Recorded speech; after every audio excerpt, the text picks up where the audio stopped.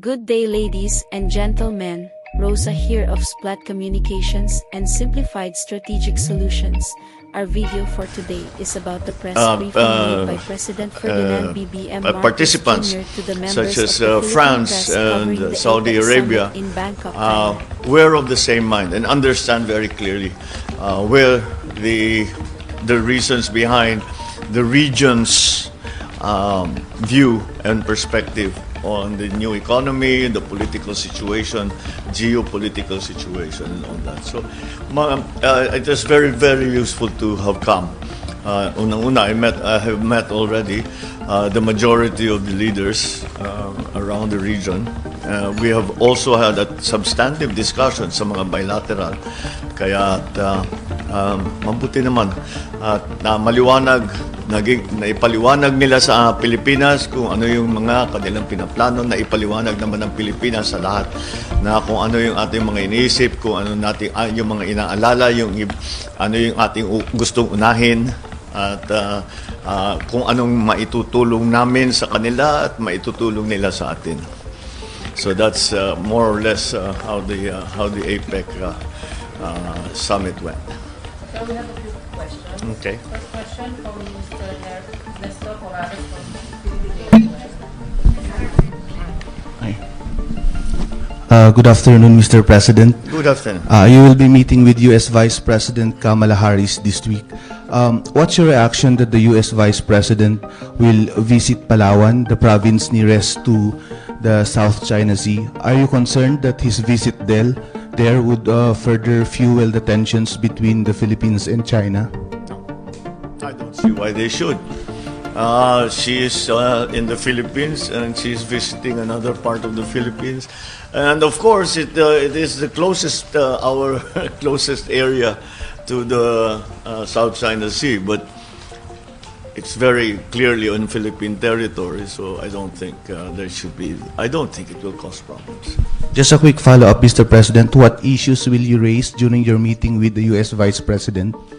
Well, it's not necessarily issues to be raised, but really, I have always said that the relationship between the United States and the Philippines must continue to evolve. And it will be that. I will say, well, things have changed. What will the United States do in response? And what do they expect from their partners in the region? I think when it comes to the security and defense in Asia Pacific, it really has to be a joint response. I don't think a single country should. I don't think any single country should go it alone. I think we will do much better if we respond as a group, and I think the other countries agree. Thank you, Mr. President. Yeah. Michelle Francisco from TV5. Good afternoon, Mr. President. afternoon. The 2022 Joint Declaration was just released a few minutes ago. It made mention of the impact of Russia's war in Ukraine. Particularly, it said most economies are condemning the war and that they demand the full withdrawal of Russia and Ukraine. I just like to ask, what was your position there? What issues did you raise? The Philippines' position has been made very clear in the UN votes, and wherein we talked about self-determination and peace. We continue to believe that, and for the Philippines. I kept reminding everyone that our national policy, our foreign policy is based on the national interest and peace, and that's our guide. And I think that people understand this very well. Yet the enemy to none, friend to all policy still applies. And so that is, we are still trying we are maintaining that. However, peace is war rather is unacceptable, and we ask all parties involved. There were several speeches that I made. All of them included urging that peace be brought back to Ukraine and that the confrontation be brought to the diplomatic space. Wala nang gulo at because the effect is not solely upon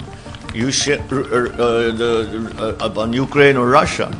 I think it's very clear. It was made even clearer here in APEC how the effects have been so far-reaching and profound, and to the detriment of many economies and the food supply of everyone in the world. So, yun ang talaga, we have to stop the fighting and we have to move on to diplomacy so that we, at least these other aspects of the Ukrainian and Russian economy can be productive again. Good afternoon, sir. Sir, let's talk about oil. You had a bilateral meeting with China and Russia as well. Sorry, not Russia, but Saudi Arabia. But but did you manage to forge at least deals, at least in the initial stage, with regard to the possible cheaper oil supply for the Philippines? And when will the Saudi Crown Prince come to the Philippines? Will it be a state visit? Thanks, sir.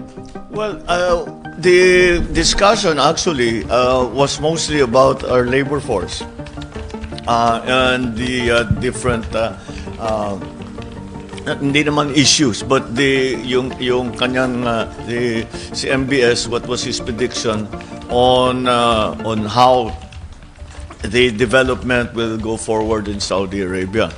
And pinagbigyan nga tayo, I think you may have heard the announcement that yung mga there are 12,000 claimants. Yung mga claimant na yon ay nagke-claim nung kanilang sahod na hindi nabayaran nung pandemya dahil nalugi yung kanilang pinagtatrabahuhan na kumpanya.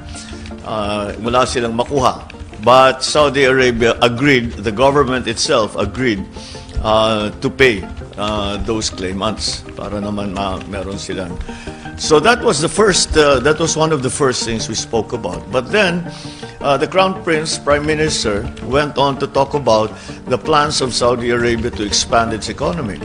And I went back, sinabi ko nga, noong after the 1973 oil crisis, the building boom of Saudi Arabia was the one that instigated the new surge of OFWs. And he immediately stopped me and he said, that's not a building boom. The one that's coming is the building boom. That's nothing compared to what we're going to do. So we will need more workers. And so that's another opportunity for us. We talked about oil a little bit.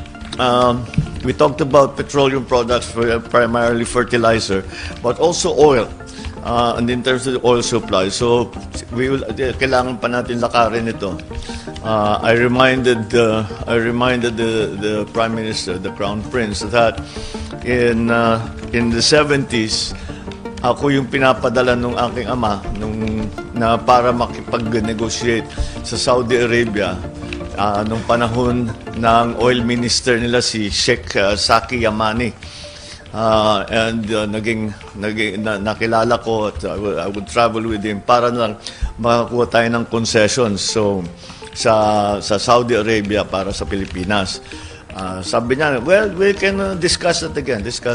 So babalikan natin lahat yun. So there was not any, in terms of that, labor, may mga specifics talaga.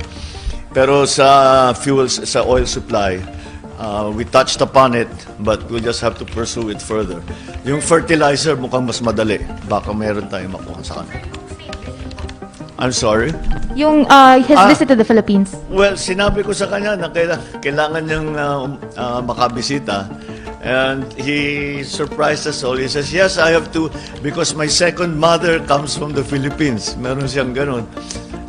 Ang opening nga niya, sabi niya, there is no Saudi Arabian who does not have a Filipino friend somewhere down the line. And I guess totoo yun dahil talagang we have been part, we have become part really of their society and workforce.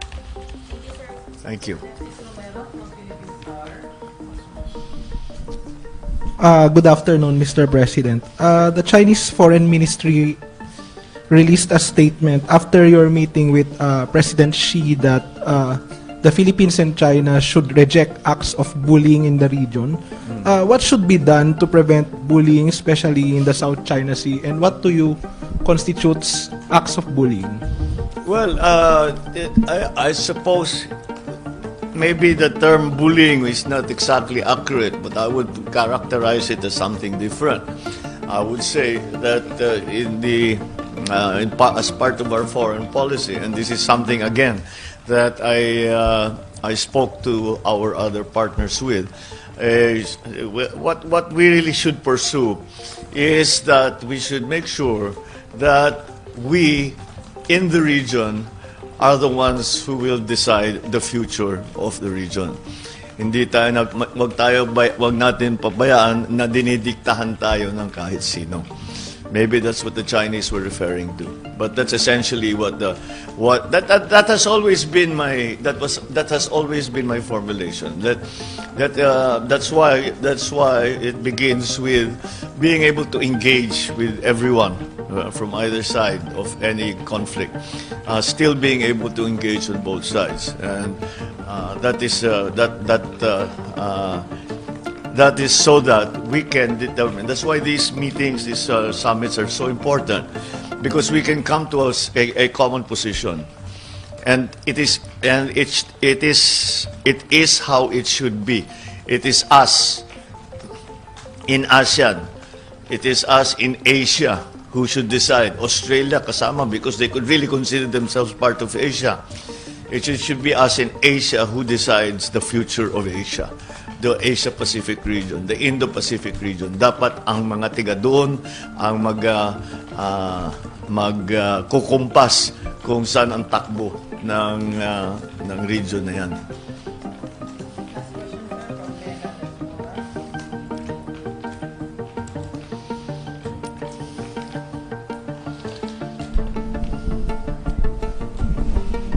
Hi, good afternoon, sir. Good afternoon. You've met several global leaders here in Bangkok, Thailand. Can we just have a rundown? What countries have invited you to visit their countries, and which invitation have you accepted? What countries have invited me? All. What countries will I accept? All. Kaya marami pa tayong ganito. Can you just name some, sir? Well, all of them. I spoke to President Macron. I spoke to the Crown Prince of Saudi Arabia, the Albanese of Australia, and Arden, New Zealand. si Jacinda Ardern, who was the idol natin yun.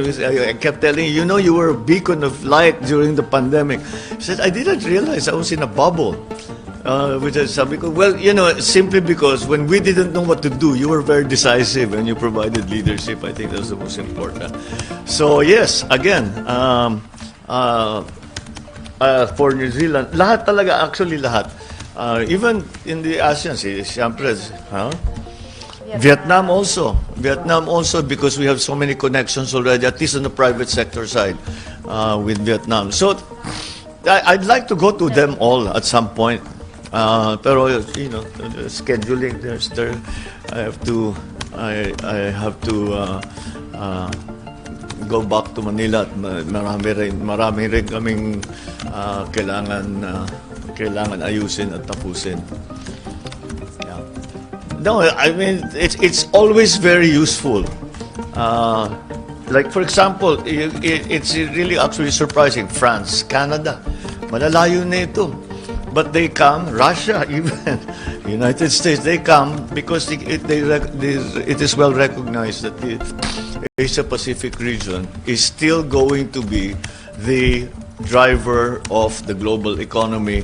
It's starting already again, and as things calm down, the pandemic goes away. Hopefully, the Ukraine conflict is at least brought to peace. Pag nangyari na yun, you will see that I'm confident when I say that this area will be the ones that will be the driving force. Nahihirapan ang US to recover. The EU, the European countries are having very much difficult with the situation with Russia. Even maybe the Middle East also, kasi medyo matibay-tibay ang kanilang mga ekonomiya. So between the Middle East and the Asia Pacific, I think these will be the economic poles as we move forward. All right, thank you. Maraming salamat. Thank you, sir. Splat commentary/reaction. The attendance of President Pbbm in the summit for the first time as the head of state of the Philippines provides a lot of benefits for the Philippines and the Filipinos. First, it shows a strong global presence, the respect that was accorded to Pbbm and the delegation not only by the host country. Thailand is a welcome development in showing the image of a capable and confident leader of the nation that commands respect amongst his peers. Secondly, the opportunity to strengthen bilateral relations with other countries on the sidelines of the event, focusing on trade, mutually beneficial issues like Filipino OFWs and pursuing common interests. Just for the gift of Saudi Crown Prince and Prime Minister itself of 2 billion Saudi riyals amounting to over P30 billion has already made this trip a rousing success. Third, it is an avenue to talk to foreign investors and lure them to invest in the Philippines by showcasing the definite priority plans and thrusts of the government. What can you say about this? What can you say? Kindly share your thoughts in the comment portion. We have reached the end of today's video. In behalf of my partner Rina and the rest of the Splat Communications and Simplified Strategic Solutions team, thank you. Till next time. Stay safe. Rosa out. Bye.